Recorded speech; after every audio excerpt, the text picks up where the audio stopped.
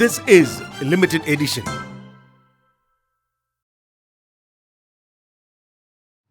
Hello and welcome. Speaking truth to power and sticking one's neck out on one's own beliefs. That is Mr. Joseph C. Matthew. He had been an IT advisor to the former Chief Minister, V.S. Achuthanandan. So, welcome to the show. Thank you. വളച്ചേടില്ലാതെ ആദ്യം തന്നെ എനിക്ക് അറിയേണ്ട 102 സീറ്റോടുകൂടി UDF ഇലക്ഷനിൽ വളരെ വലിയ വിജയം നേടി. പക്ഷെ മുഖ്യമന്ത്രി ആരായിരിക്കും എന്നുള്ളതിനെപ്പറ്റി ഇപ്പോഴും ഒരു അവ്യക്തത നിലനിൽക്കുകയാണ്. As A person, as A voter, who do you prefer to be the chief minister, next chief minister of Kerala? എൻ്റെ ധാരണ കേരളത്തിലെ ജനങ്ങളുടെ മുന്നിൽ ഉള്ള ചിത്രം വി ഡി സതീശൻ്റെ ആണെന്നാണ്. അതിൻ്റെ കാരണം വി ഡി സതീശനാണ് യു ഡി എഫിനെ നയിച്ചത്, യു ഡി എഫിൻ്റെ ചെയർമാനായിരുന്നത്, പ്രതിപക്ഷ നേതാവായിരുന്നത്. അതിലൊക്കെ ഉപരി അദ്ദേഹം ഒരു ലാസ്റ്റ് ലാപ്പിലൊക്കെ എടുത്ത കുറേ പൊസിഷൻസ് ഉണ്ട്. അത് കേരളത്തിലെ ജനങ്ങൾ ദാഹിച്ചിരുന്ന ഒരു നേതൃത്വ നിലപാടാണെന്നാണ് ഞാൻ വിചാരിക്കുന്നത്. കാരണം ഈ ഇലക്ഷൻ്റെ ഒരു ചിത്രം നമ്മൾ പരിശോധിച്ചാൽ ഇതൊരു വ്യക്തമായിട്ടുള്ളൊരു പൊളിറ്റിക്കൽ സ്റ്റേറ്റ്മെൻറ്റാണ്. കേരളത്തിലെ ജനങ്ങളുടെ ഒരു പൊളിറ്റിക്കൽ സ്റ്റേറ്റ്മെൻറ്റാണ്. അതായത് അതിന് മുസ്ലിം വോട്ട്, ക്രിസ്ത്യൻ വോട്ട് അങ്ങനെയൊന്നും അവലോകനം ചെയ്യുന്നതിൽ ഒരു അർത്ഥവുമില്ല. അതൊരുപക്ഷെ ജനങ്ങൾക്ക് മനസ്സിലായതുകൊണ്ടായിരിക്കും ഈ വളരെ കുറച്ച് സമയമായുള്ളെങ്കിൽ ഇതുവരെയുള്ള ചർച്ചകളിലൊന്നും അതങ്ങനെ വലിയ പ്രകടമായി നിഴലിച്ച് കണ്ടില്ല. സാധാരണ മുസ്ലിം കൺസോൾട്ടേഷൻ അങ്ങനെയൊക്കെ പറയും, അതൊക്കെ ഉണ്ട്. പക്ഷെ അത് മാത്രമല്ല ഉള്ളത്, എല്ലാ വിഭാഗം ജനങ്ങളും കൺസോൾട്ടേറ്റഡ് ആയി എന്നുള്ളതാണ് സത്യം. അത് ഈ സർക്കാരിനെതിരായിട്ടുള്ള കടുത്ത റെസൻമെൻറ്റിൻ്റെ, നമ്മൾ ആൻറ്റി ഇൻകംബൻസി എന്നൊക്കെ പറഞ്ഞതിനെ ലഘൂകരിച്ചിട്ടൊരു കാര്യമില്ല. അതെന്ന് പറഞ്ഞാൽ സ്വാഭാവികമായിട്ട് കുറേ നാളിരിക്കുമ്പം തോന്നുന്ന ഒരു അതിപരിചയസെ അരുചിയോ അനാദർ ഒത്തായ എന്ന് പറയും. അതല്ല ഈ ഉണ്ടായത് കടുത്ത റെസൻമെൻറ്റാണ്, അവരോടുള്ള വിദ്വേഷമാണ്. അപ്പോൾ അതിൻ്റെ പക്ഷേ അതിലേക്ക് നയിക്കുകയും അതിൻ്റെ അവസാന ലാപ്പിലും വരുമ്പോൾ അതിൻ്റെ ഒരു മേജർ കോൺട്രിബ്യൂട്ടർ എന്ന് പറയുന്നത് വെള്ളാപ്പള്ളി നടേശൻ്റെ ഒരു സമീപനം. വെള്ളാപ്പള്ളി നടേശൻ്റെ സമീപനം എന്തിനാ LDFനെ ബാധിക്കുന്നത് എന്നുള്ളൊരു ചോദ്യം സ്വാഭാവികമായിട്ട് വരാം. അതിന് മുഖ്യമന്ത്രി കൊടുത്ത പൂർണ്ണമായ എൻഡോഴ്സ്മെൻറ്റ് ഇത് കേരളത്തിലെ ജനങ്ങളെ വളരെ വളരെ അസ്വാരസ്യപ്പെടുത്തി എന്നാണ് എൻ്റെ അത് കാരണം അനാവശ്യമായി വെള്ളാപ്പള്ളി നടേശൻ ഇവിടെ വലിയ ഒരു സ്പർദ്ധ ഉണ്ടാക്കാനുള്ളൊരു ശ്രമം സത്യത്തിൽ ഇവിടുത്തെ BJPയുടെയോ RSSൻ്റെയോ നേതാക്കൾ, നമ്മൾ ശശികല ടീച്ചറെ കുറിച്ചൊക്കെ പറയും, അവർ പോലും പറയാത്ത തരത്തിലുള്ള പല സ്റ്റേറ്റ്മെൻറ്റുകളുമാണ് നിർഭാഗ്യവശാൽ ശ്രീനാരായണ ഗുരുവിൻ്റെ പേരിലുള്ള ഒരു പ്രസ്ഥാനത്തിൽ നിന്ന് വന്നത്. അപ്പോൾ ആ ഘട്ടത്തിലൊക്കെ അതിനോട് LDF കാണിച്ച മൃദു സമീപനമെന്ന് പറഞ്ഞാൽ പോരാ, അതിനോട് കാണിച്ച ഒരു പ്രോത്സാഹനം അത് ഒരു കാരണവശാലും മതേതര കേരളത്തിന് യോജിക്കാവുന്നതല്ല, അംഗീകരിക്കാവുന്നതല്ല, ഇടതുപക്ഷ കേരളത്തിന് ഒട്ടും അംഗീകരിക്കാവുന്നതല്ല. അപ്പോൾ അവിടെയാണ് പ്രതിപക്ഷത്തു നിന്ന്, കോൺഗ്രസ്സിൽ നിന്ന് പ്രതീക്ഷിക്കാത്ത തരത്തിൽ ഒരു എതിർ ശബ്ദം ഉണ്ടാകുന്നത്. എൻ്റെ വിചാരം ഈ തെരഞ്ഞെടുപ്പിലെ UDFൻ്റെ സ്റ്റാർ ക്യാമ്പയിനേഴ്സിൽ 2 പേര്, ഒന്ന് മുഖ്യമന്ത്രി പിണറായി വിജയനും 2 വെള്ളാപ്പള്ളി നടേശനുമാണ്. അപ്പോൾ അതിനോട് സതീശൻ എടുത്ത നിലപാടുകൾ, PV അൻവറിൻ്റെ വിഷയത്തിൽ എടുത്ത നിലപാടുകൾ, ഒടുവിൽ PV അൻവർ അവരുടെ സ്ഥാനാർത്ഥിയായി മാറി എന്നുള്ളത് വേറെ ഒരു കോൺട്രഡിക്ഷൻ. അപ്പോൾ അത്തരം വിഷയങ്ങളിൽ അദ്ദേഹം എടുത്തൊരു നിലപാട്, ഇവിടുത്തെ സാമുദായിക നേതാക്കന്മാരോട് സതീശൻ പുലർത്തിയ ഒരു അകലം, അതൊരുപക്ഷെ അദ്ദേഹത്തിന് അടുക്കാൻ കഴിയാത്ത രീതിയിൽ അവരുടെ ഭാഗത്തു നിന്ന് ഉണ്ടായ ചില സ്റ്റേറ്റ്മെൻറ്റുകൾ കൊണ്ടും കൂടെ ആവാം. എന്തു തന്നെയായാലും അദ്ദേഹം പുലർത്തിയ ഒരു അകലം, ഇതെല്ലാം അദ്ദേഹത്തെക്കുറിച്ചുള്ള മതിപ്പ് വളരെ വർദ്ധിപ്പിച്ചു എന്നാണ് ഞാൻ വിചാരിക്കുന്നത്. അതുകൊണ്ട് തീർച്ചയായിട്ടും UDF അതിൻ്റെ ഒരു മുഖമായി കണ്ടത് സതീഷിനെയായിരുന്നു. അതുകൊണ്ടാണല്ലോ യാത്ര നടത്തുമ്പം ഇലക്ഷന് തൊട്ട് മുന്നൊരുക്കത്തിൻ്റെ യാത്ര നടത്തുമ്പോൾ അത് നയിക്കട്ടെ എന്നുള്ള തീരുമാനം സ്വാഭാവികമായി വരുന്നതിൻ്റെ ഒരു ചിത്രം അതാണ്. അപ്പോൾ അത്തരം കാര്യങ്ങൾ അദ്ദേഹത്തിനുണ്ടായിരുന്നു. അതിനോടൊപ്പം അദ്ദേഹം നടത്തിയ ചില സ്റ്റേറ്റ്മെൻറ്റുകളുണ്ട്. കാൽക്കുലേറ്റഡ് റിസ്ക് എടുത്ത് 100 സീറ്റ് കിട്ടും, അങ്ങനെയൊക്കെ പറയുന്ന അവരുടെ ആ മൊമെൻ്റത്തെ മുന്നോട്ട് കൊണ്ടുപോകുന്ന വലിയ നിലപാടുകൾ അദ്ദേഹം സ്വീകരിച്ചു. കാരണം തദ്ദേശ ഭരണ തെരഞ്ഞെടുപ്പിൽ വളരെ ഞെട്ടിപ്പിച്ചുകൊണ്ടാണ് ജനങ്ങളുടെ റിസൾട്ട് വന്നത്. ഇത്രത്തോളം ഞാൻ സത്യത്തിൽ പ്രതീക്ഷിച്ചിരുന്നില്ല. ശബരിമലയുടെ പശ്ചാത്തലം ഉണ്ടായിരുന്നുണ്ടോ? ഞാനതിനെ അങ്ങനെയൊന്നും റീഡ് ചെയ്യുന്നില്ല. അതുണ്ട്, പക്ഷേ ശബരിമല എന്ന് പറയുന്നത് ഇപ്പോൾ 2019 ലോക്സഭാ ഇലക്ഷൻ നമ്മൾ അത് ശബരിമലയിലാണ് ആട്രിബ്യൂട്ട് ചെയ്യുക. ഞാനങ്ങനെ കരുതുന്നില്ല. കാര്യം അതിനുശേഷം വന്ന ലോക്സഭാ തെരഞ്ഞെടുപ്പിൽ അതിലും വലിയ വിജയം ഉണ്ടായി. എന്തുകൊണ്ടാണ് ഇതെന്ന്? ഇവിടെ തന്ത്രി അറസ്റ്റിലാകപ്പെടുന്നു, ഒരു ഇല പോലും അനങ്ങിയില്ല. കുറ്റം ചെയ്താൽ ശിക്ഷിക്കപ്പെടണമെന്നേ ഉള്ളൂ. അത് തന്ത്രിയായാലും മന്ത്രിയായാലും കേരളത്തിലെ ജനങ്ങൾ. ഞാൻ പറയുന്നത് ഈ ഇലക്ഷനിൽ എനിക്ക് കേരളത്തിലെ ജനങ്ങളെ ഓർത്ത്, ഞാനിവിടെ ജനിച്ചതിനെ ഓർത്ത് എനിക്ക് അതിയായ സന്തോഷമുണ്ട്.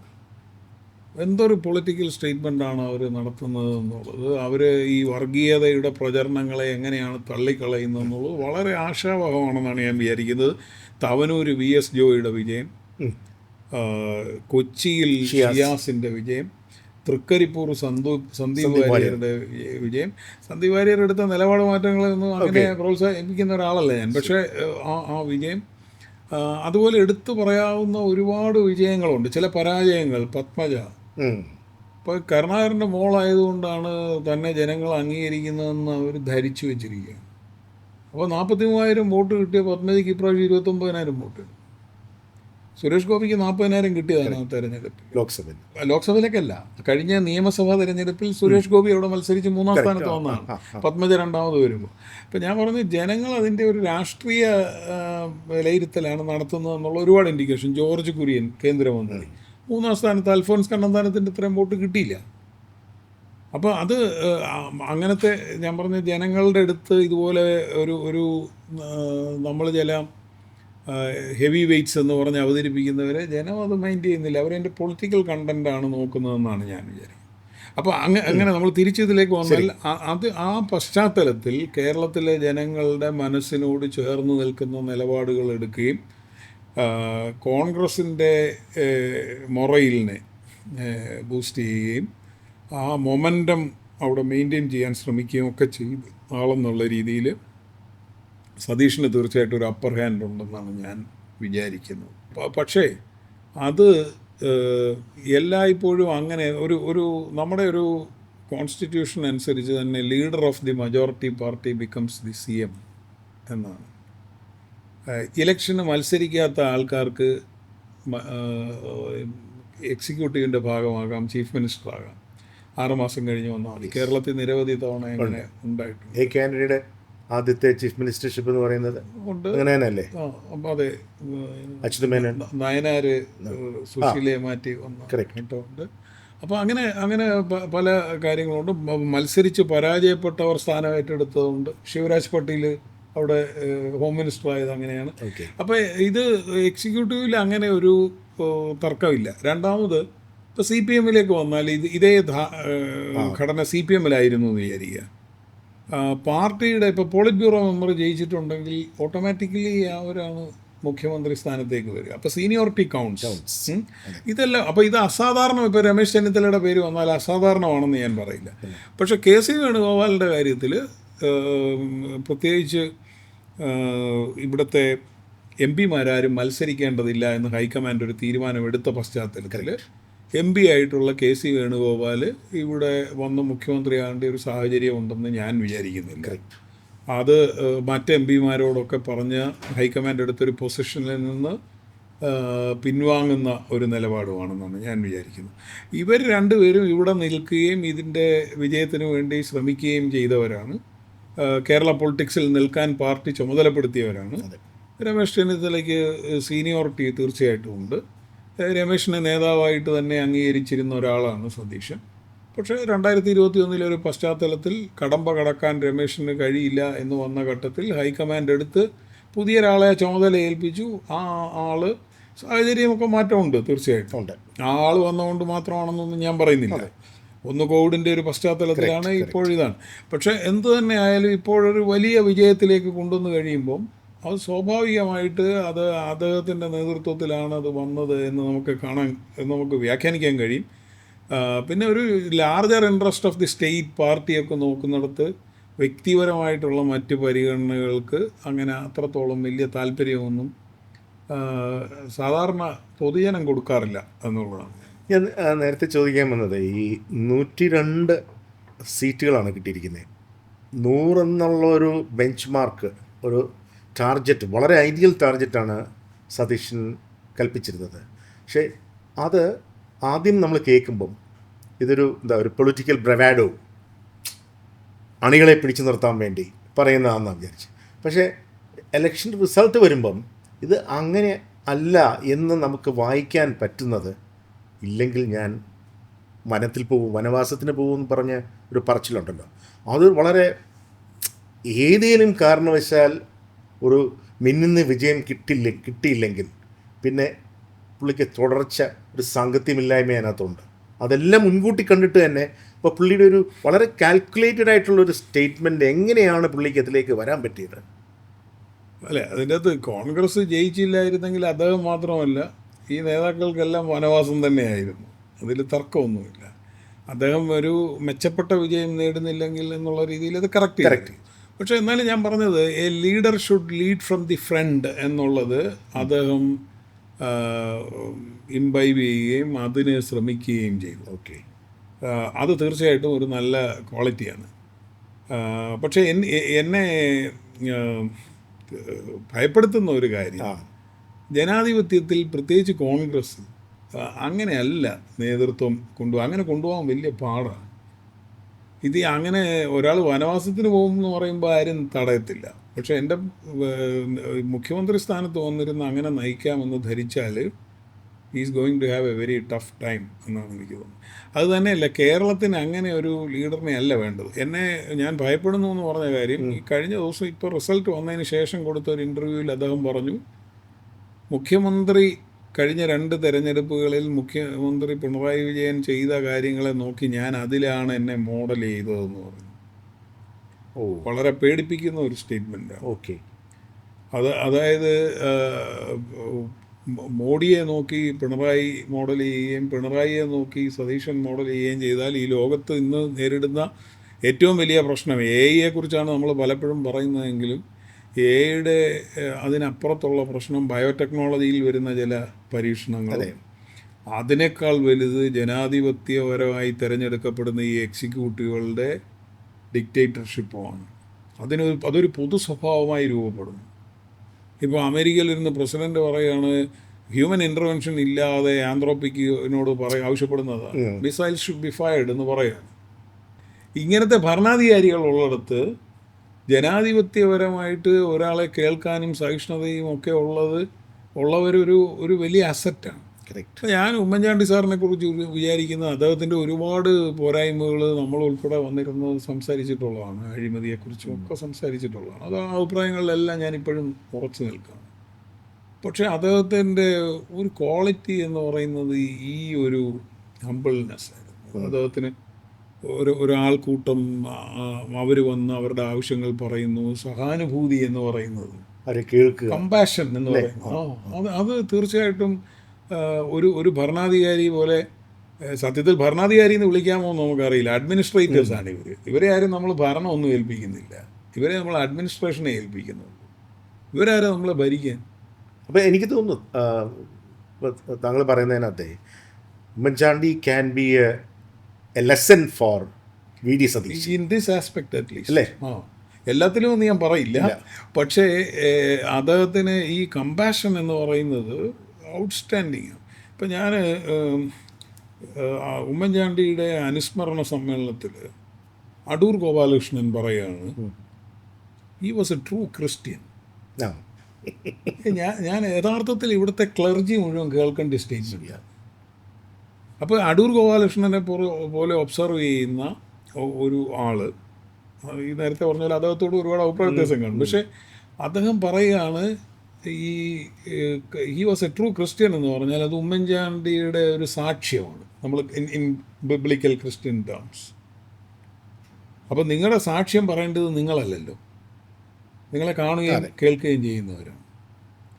അപ്പോൾ അത് ഉമ്മൻചാണ്ടിക്ക് അങ്ങനെ ഒരു സാക്ഷ്യം പുലർത്താൻ കഴിഞ്ഞെങ്കിൽ അത് ഇവിടുത്തെ ഞാൻ പറഞ്ഞ കോൾഡ് സ്പിരിച്വൽ വേൾഡിൽ ഇതിനെ ക്രിസ്തുവിനെ എൻ്റെ അംബാസഡേഴ്സ് എന്ന് പറഞ്ഞ് നടക്കുന്നവരെല്ലാം ചിന്തിപ്പിക്കേണ്ട കാര്യമാണ്. അതിൻ്റെ കാര്യം എനിക്ക് തോന്നി ഈ കമ്പാഷൻ കൊണ്ടാണ്. കമ്പാഷൻ അത് മാത്രമല്ല, പിന്നെ ഒരു respect for the other opposition, പ്രതിപക്ഷ ബഹുമാനം, അത് കേൾക്കാനുള്ള.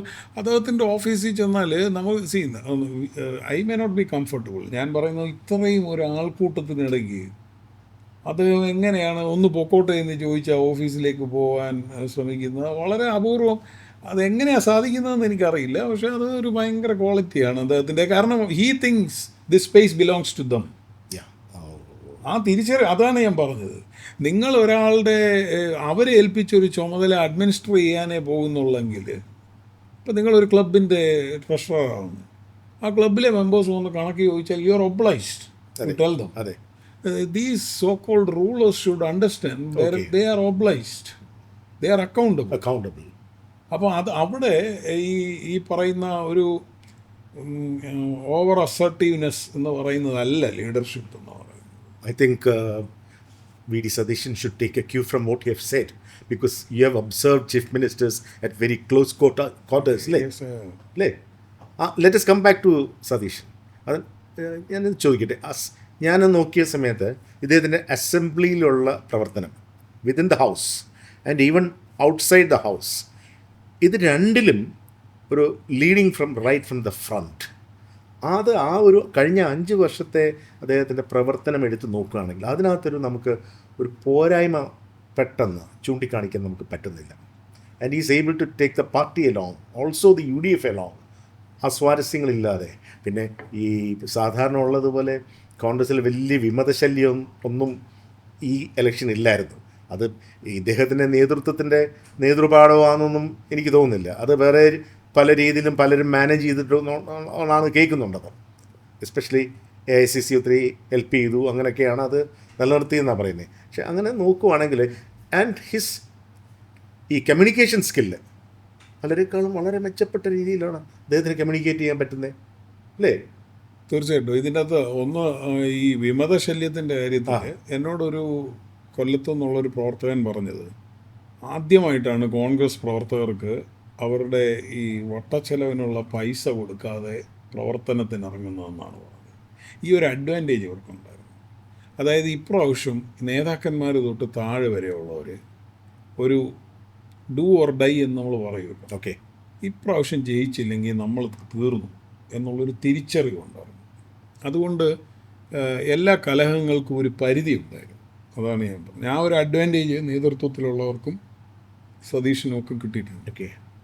പക്ഷേ ആസ് യു സെഡ്, സതീഷിൻ്റെ കാര്യത്തിൽ സാധാരണ നമ്മൾ കോൺഗ്രസ് നേതാക്കളിൽ കാണാത്ത നല്ല വായനാശീലമുള്ള, നന്നായി കോംപ്രിഹെൻഡ് ചെയ്യാൻ കഴിവുള്ള, നമ്മൾ പറയുന്ന കാര്യം നല്ല ആർട്ടിക്കുലേഷൻ സ്കില്ലുള്ള ഒരു ലീഡറാണ്. അങ്ങനെ നമ്മളൊരു പേഴ്സണൽ സോഫ്റ്റ് സ്കില്ലെന്ന് പറഞ്ഞു കഴിഞ്ഞാൽ എക്സലൻറ്റ്. സാധാരണ അങ്ങനെ കിട്ടുന്ന നേതാക്കന്മാർ കുറവാണ്. പക്ഷെ അതിനപ്പുറത്ത് അദ്ദേഹം തെളിയിക്കേണ്ട വേറെ ഒരുപാട് കാര്യങ്ങളുണ്ട്. നിങ്ങൾ അഴിമതി, അധികാരത്തിലേക്ക് വരുമ്പോൾ വേറെ പല കാര്യങ്ങളുണ്ട്. അപ്പോൾ ആ കാര്യങ്ങളൊക്കെ ഇനി ഉള്ളി ടൈം വിൽ ടെൽ. പിന്നെ അതൊക്കെ തെളിയിക്കപ്പെടേണ്ടതുണ്ട്. അദ്ദേഹം ഇങ്ങനെ ഒരു എക്സിക്യൂട്ടീവ് പോസ്റ്റിലൊന്നും ഇതുവരെ വന്നിട്ടില്ല. അപ്പോൾ അതൊക്കെ കാലം തെളിയിക്കട്ടെ. പക്ഷേ ഈ ഒരു കാര്യമുണ്ട്, we should not get carried away, അങ്ങനത്തെയൊക്കെ ഒരു കാര്യമുണ്ട്. കാരണം ഇത് സത്യത്തിൽ അദ്ദേഹത്തിൻ്റെ ഒരു റോഡ് മാപ്പിൽ അദ്ദേഹം പ്രതീക്ഷിച്ചിരുന്നതിനേക്കാൾ വളരെ പെട്ടെന്ന് വന്ന ചില സ്ഥാനങ്ങളുണ്ട്. ഈ പ്രതിപക്ഷ നേതൃസ്ഥാനം മുതലുള്ളത് അതങ്ങനെ വന്ന ഒരു സാധനമാണ്. അപ്പോൾ അതുകൊണ്ട് ഈ ഷുഡ് റിയലൈസ് ആ ഒരു സാഹചര്യം കൊണ്ട് കിട്ടിയതാണെന്നുള്ളതും ആൻഡ് ഈ should not get carried away എന്നുള്ളത് അദ്ദേഹം. എൻ്റെ ഒരു understanding, correct me if I am wrong, നേതൃനിരയിൽ ഇപ്പോൾ ഉള്ള കൂട്ടത്തിൽ ഒരു പർട്ടിക്കുലർ പൊളിറ്റിക്കൽ പേട്രണേജ് ആരുടെയും കയ്യിൽ നിന്ന് കിട്ടാത്ത ഒരു വ്യക്തിയാണ് സതീഷ്. വേറെ നമ്മുടെ കൂട്ടത്തിലുള്ള ഇപ്പം നേതാക്കന്മാർ അവർക്കൊക്കെ ഓരോ ഘട്ടത്തിൽ ഒരു പേട്രൻസ് ഉണ്ടായിരുന്നു. ഇദ്ദേഹത്തിൻ്റെ കാര്യത്തിൽ ആ പേട്രണേജ് നമ്മൾ എനിക്ക് കണ്ടിട്ടില്ല. എനിക്ക് സംശയമുണ്ട്. കാരണം അദ്ദേഹം ഈ രമേശുമായിട്ടൊക്കെ അദ്ദേഹം പ്രതിപക്ഷ നേതാവായിരുന്നപ്പോഴും ഒക്കെ വളരെ ക്ലോസ് ആയിട്ട് പ്രവർത്തിക്കുകയും അങ്ങനെ ഒരു പ്രൊമോഷൻ കിട്ടുകയും ചെയ്തിട്ടുണ്ട്. ഇപ്പം ഉദാഹരണത്തിന് ഇപ്പോൾ അദ്ദേഹത്തിൻ്റെ കരിയറിൽ വളരെ ഒരു ഹൈലൈറ്റ് ആയിട്ട് പറയുന്ന ഒരു കാര്യമാണ് ലോട്ടറി സംവാദത്തിൻ്റെ സംവാദം. അപ്പോൾ he was deputed to go and speak with Thomas Isaac. അപ്പോൾ അത് തോമസ് ഐസക് ഒരു ഇച്ചിരി ലാഘവത്തോടു കൂടി എടുത്തതാണെന്ന് എനിക്ക് പലപ്പോഴും തോന്നുന്നുണ്ട്. പക്ഷേ സതീശൻ്റെ ഒരു കേപ്പബിലിറ്റിയെ വേണ്ട രീതിയിൽ ജഡ്ജ് ചെയ്യാതെ അതങ്ങനെ പഠിച്ചെടുത്ത് പെട്ടെന്ന് പറയാൻ പറ്റുമോ എന്നുള്ളൊരു കാര്യമാണ്. Satheesan so that opportunity and grabbed it with both hands എന്നാണ്. അപ്പോൾ അങ്ങനത്തെ ചില മോമെൻറ്റ്സ് അദ്ദേഹത്തിന് കിട്ടിയിട്ടുണ്ട്. ആകെപ്പാടെ ഉള്ളത് അന്ന് അദ്ദേഹത്തിന് മന്ത്രിസ്ഥാനം അറിയിക്കുന്നതായിരുന്നു, അത് കിട്ടിയില്ല എന്നുള്ളത് മാത്രമാണ് ഞാൻ വിചാരിക്കുന്നത്. സതീശന് അങ്ങനെ നിന്നുള്ളതാണ് ഞാൻ മനസ്സിലാക്കുന്നതനുസരിച്ച്. അവിടെ മാത്രമല്ല, വ്യക്തിപരമായ ഒരുപാട് കാര്യങ്ങൾ ജീവിതത്തിൽ പോലും അദ്ദേഹത്തിന് ഉമ്മൻചാണ്ടിയുടെയും ഒക്കെ ഗൈഡൻസും ഇതുമൊക്കെ കിട്ടിയിട്ടുണ്ടെന്നാണ് ഞാൻ മനസ്സിലാക്കുന്നത്. പക്ഷേ ഇത് മന്ത്രിസ്ഥാനം പോയത് അന്ന് ഈ പെരുന്ന എന്നുള്ള ഇടപെടിയിൽ മൂലം ദേ വാണ്ടഡ് അനദർ പേഴ്സണെ. കറക്റ്റ്. ഒരുപക്ഷെ അതിൻ്റെ ഒരു സ്പർദ്ധയൊക്കെ നീണ്ടു കിടക്കുന്നതാവാം ഇപ്പോഴും അവിടോട്ട് അദ്ദേഹം ഒരു അകലം പാലിക്കുന്നത്. സതീശൻ്റെ ഒരു സ്വഭാവം ഞാൻ മനസ്സിലാക്കിയിട്ടുള്ളത് ഒരു പേഴ്സണൽ ഈഗോ ഉള്ള ഒരാളാണ്. അപ്പോൾ അദ്ദേഹത്തെ അത് അങ്ങനെ ഹർട്ട് ചെയ്യുകയോ അങ്ങനെയൊക്കെ ചെയ്തു കഴിഞ്ഞാൽ അദ്ദേഹം അങ്ങനെ മുറിവേൽക്കുന്ന ഒരാളാണെന്നാണ് ഞാൻ മനസ്സിലാക്കിയിട്ടുള്ളത്. അതുമൊക്കെ അദ്ദേഹം പഠിക്കേണ്ട ഒരു കാര്യമാണ്. അതിലും ഉമ്മൻചാണ്ടിയെ വേണമെങ്കിൽ ഒരു ലെസണായിട്ട് കീപ്പ് ചെയ്യാവുന്നതാണ്. എന്തൊക്കെ ഉണ്ടെങ്കിലും ഉമ്മൻചാണ്ടി സാർ അത് പുറമേക്ക് കാണിക്കില്ലായിരുന്നു. പാരയും ഡാഗറും ഒക്കെ പുറകെ വരുമായിരിക്കും. പക്ഷേ ഇപ്പോൾ കരുണാകരൻ്റെ കാര്യത്തിൽ അദ്ദേഹം മാധ്യമപ്രവർത്തകർക്കെതിരെ ഒന്നും കേസ് കൊടുക്കില്ലായിരുന്നു എന്ന് ഞാൻ കേട്ടിട്ടുണ്ട്, കെ കരുണാകരൻ്റെ. അതെ. പക്ഷെ നവാബ് രാജേന്ദ്രനോട് ചോദിച്ചാൽ അറിയാം എങ്ങനെയാണ് മാധ്യമപ്രവർത്തകരെ കൈകാര്യം ചെയ്യുന്നത്. അപ്പോൾ അതുകൊണ്ട് ഇവർക്ക് പല മുഖങ്ങളുണ്ട്. ഈ പെർസീവ്ഡ് ഇമേജ്, നമ്മൾ പ്രൊജക്റ്റ് ചെയ്യുന്ന ഒരു ഇമേജ് വേറെ ഒന്നാണ് പല നേതാക്കന്മാർക്കും ഉള്ളത്. അപ്പോൾ അവരതിലൊക്കെ സമർത്ഥരായതുകൊണ്ടായിരിക്കും ഇങ്ങനെ. ഇത് മാസ് പൊളിറ്റിക്സിൽ നമ്മളെ വിറ്റഴിക്കലും കൂടിയാണല്ലോ. അപ്പോൾ അതിൻ്റെ ഒരു പോയിന്റിൽ കുറച്ചും കൂടി ഇവർക്കെല്ലാം നമ്മൾ കാണുന്നതിനപ്പുറത്ത് ലെയേഴ്സ് ആൻഡ് ലെയേഴ്സ് അതിൻ്റെ ഇടയ്ക്ക് താഴെ ഉണ്ട് എന്നുള്ള വാസ്തവമുണ്ട്. ഞാൻ ഈ പെരുന്നയുടെ കാര്യം പറഞ്ഞുകൊണ്ട് നമുക്കെല്ലാവർക്കും വളരെ സന്തോഷം തോന്നുന്ന കാര്യങ്ങളാണ് ഈ പെരുന്നയായാലും SNDP ആയാലും ഉള്ള കാര്യത്തിൽ ഇദ്ദേഹം എടുത്തിട്ടുള്ള ചില സ്റ്റാൻഡ്. പക്ഷേ റിയാലിറ്റി എന്ന് പറയുന്നത് CPM പോലെ ഒരു കാർഡ് ബേസ്ഡ് പാർട്ടി അല്ല, അല്ലെങ്കിൽ ഒരു ക്ലാസ് ബേസ്ഡ് ഓർഗനൈസേഷൻ അല്ല. ഇനി അങ്ങോട്ടുള്ള സമയത്ത് എങ്ങനെയായിരിക്കും ഈ VD സതീശൻ ഈ രണ്ട് ഘടകങ്ങളെ മാനേജ് ചെയ്യേണ്ടതല്ലേ? കംപ്ലീറ്റ് ഒരു നോ പറയാൻ പറ്റുമോ? അത് കോൺഗ്രസ് പൊളിറ്റിക്സിൽ അത് പ്രയാസമാണ്. അതിൻ്റെ പ്രയാസത്തിൻ്റെ കാര്യം എന്ന് പറഞ്ഞാൽ ചുറ്റും ഇരിക്കുന്നവർ ഒരു ഓപ്പർച്യൂണിറ്റി നോക്കിയിരിക്കുകയാണ് എന്നുള്ളത് കൊണ്ട് ഇത് അവർ ഉപയോഗിക്കും എന്നുള്ളത്. അല്ലെങ്കിൽ അവരെ ഇഗ്നോർ ചെയ്താൽ ഒന്നും സംഭവിക്കാനില്ല. ഞാൻ നേരത്തെ പറഞ്ഞ VSൻ്റെ കൂടെ ക്ലോസ് ആയിട്ട് വർക്ക് ചെയ്തിട്ടുണ്ട്. I have never seen him going to any of these guys. Okay. നിങ്ങൾ എപ്പോഴെങ്കിലും കണ്ടിട്ടുണ്ടോ വെള്ളാപ്പള്ളി നടേശൻ്റെ അടുത്ത് പെരുന്നയിൽ ഇവിടെ പുലാത്തീനികളിൽ എവിടെയെങ്കിലും പോകുന്ന കണ്ടിട്ടുണ്ടോ? അതിലെനിക്ക് സംശയമുണ്ട്. സംശയം എന്ന് വെച്ചാൽ VS may take a position, അങ്ങനെ ഒരു പൊസിഷൻ എടുക്കും. I will not go to those people എന്ന് പറയും. ബട്ട് VS അല്ലാതെ പാർട്ടിക്കകത്ത് അല്ല, അതുണ്ടാവും. പക്ഷേ ഞാൻ പറയുന്നത്, നിങ്ങൾ അൾട്ടിമേറ്റ്ലി നിങ്ങളെടുത്ത് ഇവരെന്തിനാണ് അവിടെ വരണമെന്ന് പറയുന്നത്? ഇവർക്കൊരു മെസ്സേജ്, ഇപ്പം ഞങ്ങൾ പവർ മേക്കേഴ്സ് ആണെന്നുള്ളൊരു മെസ്സേജ് കൊടുത്താലേ ഇവരുടെ ആ സ്ഥാനങ്ങൾ അവിടെ റീറ്റെയിൻ ചെയ്യാൻ പറ്റത്തുള്ളൂ. അപ്പോൾ അതുകൊണ്ട് ഇത് ചെയ്യുന്നില്ല. ഇപ്പം തന്നെ ഈ പിണറായി സർക്കാരിൻ്റെ ഒരു കാര്യം, എല്ലാ കമ്മ്യൂണൽ ഓർഗനൈസേഷൻസും they were happy with this government. NSS was happy, endorse this government. Vellappally Natesan happy ആയിരുന്നു, പൂർണ്ണമായി എൻഡോസ് ചെയ്തു. AP കാന്തപുരം ബോഡി വേസ്റ്റ് എല്ലാം മറന്നത് പൂർണ്ണമായിട്ട് അവിടെ എൻഡോസ് ചെയ്തു. സമസ്തയുടെ ഒരു വിഭാഗത്തെ അങ്ങനെ ട്രിക്കിൾ ചെയ്താണ് ആദ്യം മുതലേ പൊയ്ക്കൊണ്ടിരുന്നത്. നിങ്ങൾ ഒരു വിഭാഗവും ഈ സർക്കാരിനോട് അങ്ങനെ കമ്മ്യൂണൽ ഓർഗനൈസേഷൻ പിണങ്ങിയിരുന്നില്ല. ഇത് വലിയൊരു ക്വാളിറ്റി ആയിട്ടാണ് LDF പറയുന്നത്. ഞാൻ വെച്ച ഏറ്റവും വലിയ ഡിസ്ക്വാളിഫിക്കേഷൻ ആയിട്ടാണ് ഇതിനെ കാണുന്നത്. ഇതിനെല്ലാം പരിപോഷിപ്പിക്കുന്ന നിലപാടാണ് ഇവിടെ എടുത്തത്. എന്നിട്ട് എന്തായി? ഈ വിഭാഗങ്ങളിൽ ഒന്നും പെടാത്ത ജനങ്ങളാണ് ഈ UDFന് വോട്ട് ചെയ്തതെങ്കിൽ ഏത് ജനങ്ങളാണ് വോട്ട് ചെയ്തത്? നമ്മളെല്ലാവരും ഇതിൽ ഏതെങ്കിലുമൊക്കെ വിഭാഗങ്ങളിൽ പെടുന്നവരാണ്. അപ്പോൾ ഈ നേതൃത്വം അവിടെ പറയുന്നതനുസരിച്ചല്ല ഇവിടുത്തെ ജനങ്ങൾ വോട്ട് ചെയ്യും. That's A message. ഇവിടെ നേരത്തെ ഇവിടെ സുരേന്ദ്രനാഥ് ഇവിടെ മത്സരിക്കുമ്പോൾ ആശാൻ പറയുമായിരുന്നു, അദ്ദേഹം പറയുമായിരുന്നു, എനിക്ക് ജനാധിപത്യത്തിൽ എല്ലാവരുടെയും വോട്ട് വേണം, പക്ഷെ കോൺട്രാക്ടർമാർ വഴിയുള്ള വോട്ട് വേണ്ട. ആ പൊസിഷനാണ് എടുക്കേണ്ടത്. ഓക്കെ.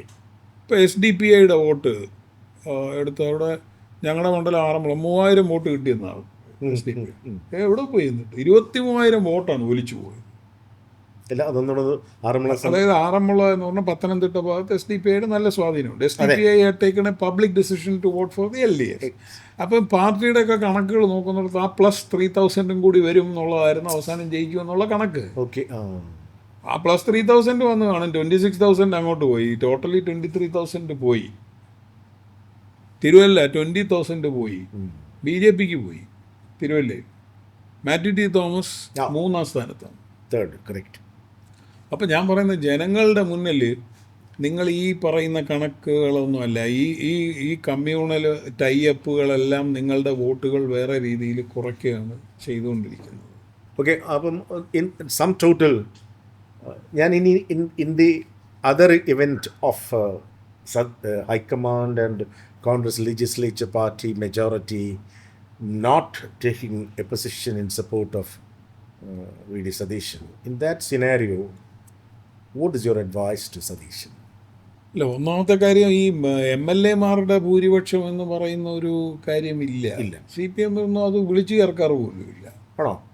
എന്നാ വിളിച്ചു ചേർക്കും? പാർട്ടി അങ്ങനെ എല്ലാവരും കൂടെ ചേർന്നിട്ടൊരു MLA-മാരെ വിളിച്ചു ചേർക്കുന്ന ഒരു പരിപാടിയില്ല. അത് അൺകോൺസ്റ്റിറ്റ്യൂഷണൽ ആണെന്ന് നമുക്ക് പറയാനൊക്കത്തില്ല. അതുകൊണ്ട് ഞാൻ പറഞ്ഞത് leader of the majority party becomes the CM. Party based ആണ് നമ്മുടെ പൊളിറ്റിക്സ് എന്ന് പറയുന്നത്. അപ്പോൾ ഞാൻ പറയുന്നത്, പക്ഷേ കോൺഗ്രസ്സിൽ അത് അങ്ങനെ വിളിച്ച് ചേർക്കുകയും അഭിപ്രായം ചോദിക്കുകയും ചെയ്യാറുണ്ട്. അതുകൊണ്ടാണല്ലോ ഈ MP-മാർക്കെല്ലാം വലിയ ഞങ്ങളോട് കൺസൾട്ട് ചെയ്തില്ല എന്ന് ഇവർ പറഞ്ഞു. MP-മാർക്ക് എന്താ ഇവിടെ കാര്യം? സത്യത്തിൽ ഒരു കാര്യവും ഇവിടുത്തെ പല ഡിസിഷൻ മേക്കിങ്ങിലും ഇല്ല. അപ്പോൾ ഇവർ ഈ ഇലക്ട്രൽ പൊളിറ്റിക്സിൽ നിൽക്കുന്നവരാണ് പാർട്ടിയുടെ കാര്യങ്ങളും തീരുമാനിക്കേണ്ടതെന്നാണ് കോൺഗ്രസ്സിൽ കരുതുക. പക്ഷേ CPM നേരെ തിരിച്ചാണ് കരുതിക്കൊണ്ടിരുന്നത്. അപ്പോൾ സതീശന് ഇപ്പം ചീഫ് മിനിസ്റ്റർഷിപ്പ് കിട്ടുന്നില്ലെങ്കിൽ എൻ്റെ വിചാരം സതീശനെ സംബന്ധിച്ചിടത്തോളം അദ്ദേഹത്തിന് ഇനിയും ഒരുപാട് സമയമുണ്ട് എന്നാണ് ഞാൻ പറയുന്നത്.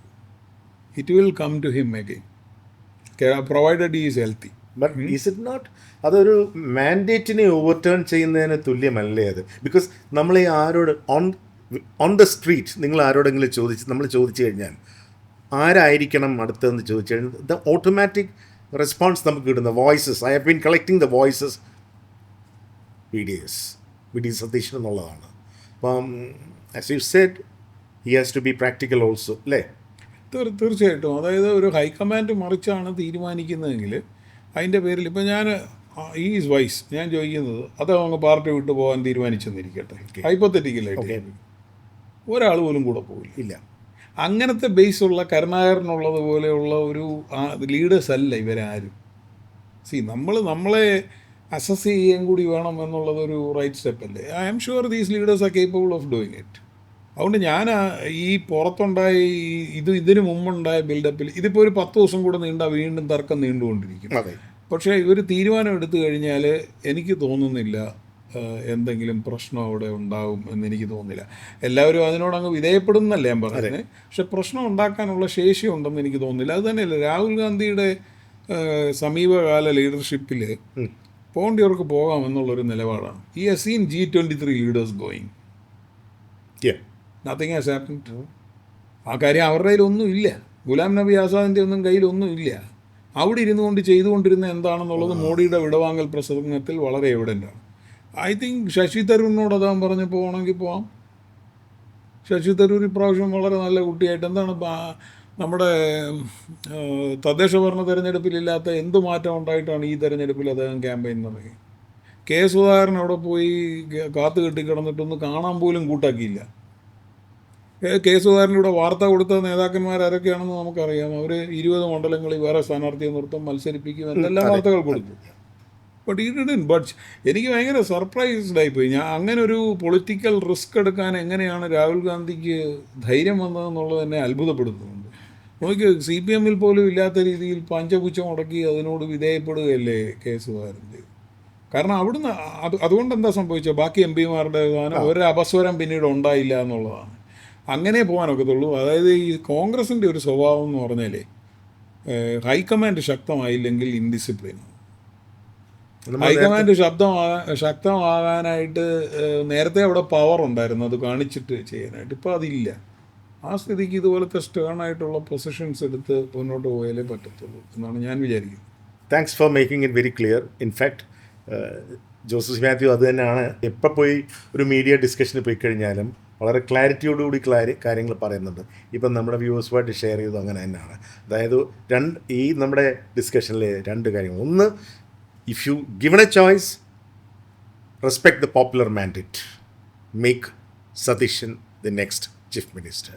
But because it is Congress, it is left to the Congress High Command to manage the situation and put the house in order and take it forward. Respect the mandate. Thank you so much. This from me. Till we meet, John Mary.